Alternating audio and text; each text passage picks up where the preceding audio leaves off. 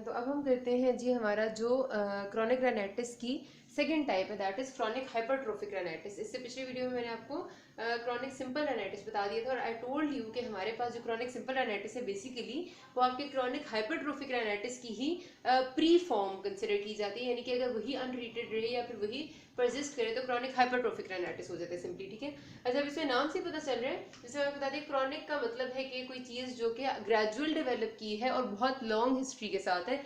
Hypertrophic का मतलब है कि आपकी जो म्यूकोजा है वहां पर कोई चीज, यहाँ वहां के जो स्ट्रक्चर्स है वो हाइपरट्रोफी कर गए हैं बिकॉज ऑफ द परसिस्टेंट उनको कोई, आपको पता है हाइपरट्रोफी तभी होती है ना जब सपोज करते हैं हम मसल्स की बात करते हैं, हमारे जो रेगुलर आपकी बॉडी जो स्केलेटल मसल्स होते हैं, जब एक पर्सन रेगुलरली एक्सरसाइज करते हैं तो क्या होता है कि बार बार मसल्स को हम स्टिमुलेट करते हैं, बार बार मसल्स पे हम जोर डालते हैं। तो जब हम मसल्स पे इतना जोर डाल रहे होते हैं ड्यूरिंग एक्सरसाइज तो उसके रिजल्ट में ये होता है कि मसल्स ही हाइपरट्रोफी कर जाते हैं। ठीक है, अब मसल्स अपने आप को साइज में इंक्रीज कर लेते हैं और वो इसलिए करते हैं ताकि वो बार बार आने वाले स्ट्रेस को बर्दाश्त कर सकें।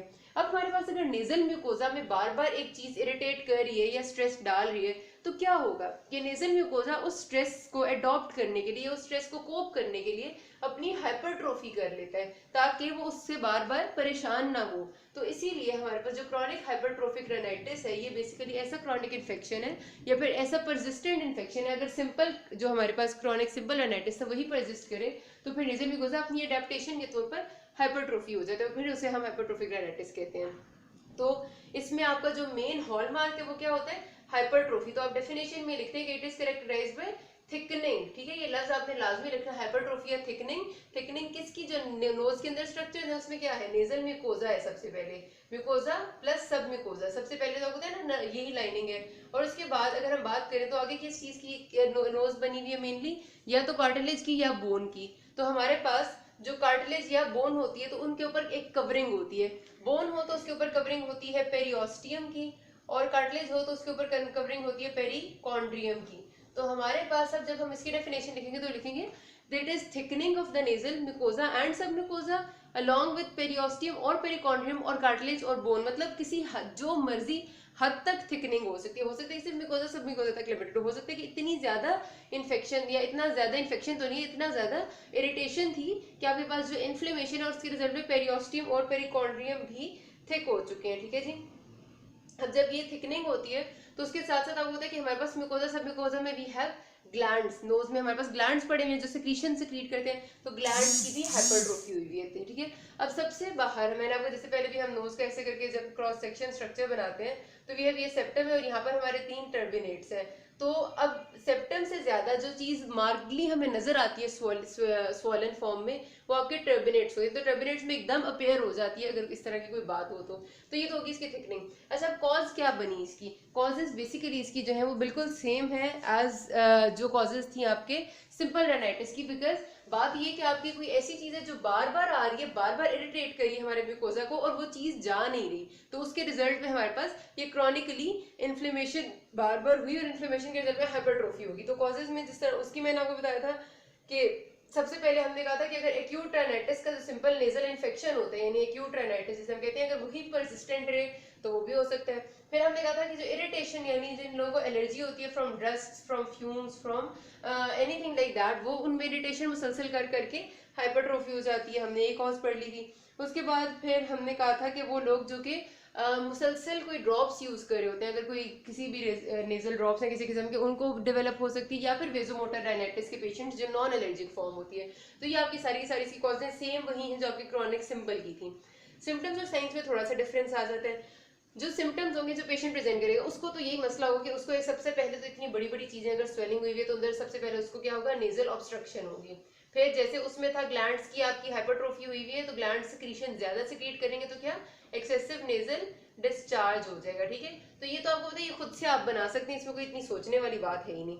नेजल डिस्चार्ज के साथ मैंने आपको बताया था कि हमारे पास क्योंकि स्वेलिंग हुई हुई है टर्बिनेट्स की, तो लैटरल वॉल पे ऑफ नोज पे कितना जोर है, तो वहां की जो नर्व्स एक्टिवेट होती है जो लैटरल वॉल की, तो वो आपके फ्रंटल हेडेक के तौर पे पेशेंट को प्रेजेंट होता है, तो आपका हेडेक भी एक मेन सिम्टम आ जाता है, ठीक है। और फिर अगर इतना ज्यादा ऑब्स्ट्रक्शन है कि जो एयर करंट्स अंदर जा रहे हैं वो जा ही नहीं पा रहे, तो फिर आपका जो सूंघने का, इसका ऑल्फैक्शन का है सिलसिला, वो भी खत्म हो जाता है एंड एनोस्मिया हो जाता है। तो ये आपके साइन एंड सिम्टम्स है। सिर्फ और सिर्फ इसमें जो सिंपल रेनाइटिस था उसमें एनोस्मिया नहीं था, क्योंकि उसमें इतनी सिवियर हाइपरट्रोफी नहीं थी, इसमें बहुत ज्यादा है, तो वी हैव एनोस्मिया ऑल्सो। आप जब देखेंगे तो क्या नजर आएगा, एग्जैक्टली यही कि hypertrophy of the turbinates, hypertrophy of the septal mucosa and glands, ठीक है।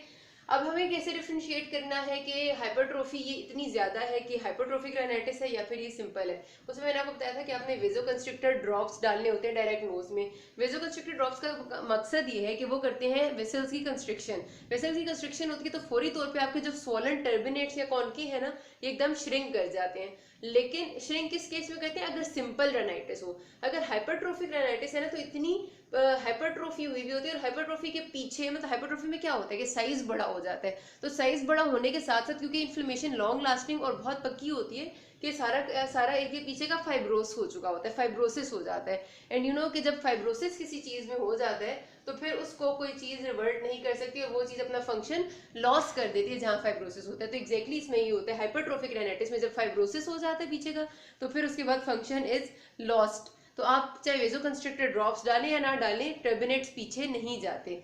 तो इस तरह आपका जो है वो डिफरेंशिएट हो जाता है कि either this is hypertrophic rhinitis और it is simple chronic rhinitis. अच्छा जी, उसके बाद हमारे पास ट्रीटमेंट इसमें हमने क्या करनी है, सबसे पहले एग्जैक्टली वही है कि हमने कॉज देखने की क्या चीज है जिसने डेवलप की, इरिटेशन कहाँ से हो रही है, क्यों हो रही है, उस कॉज को रिमूव करेंगे, ये खुद ब खुद ठीक हो जाएगा, ठीक है।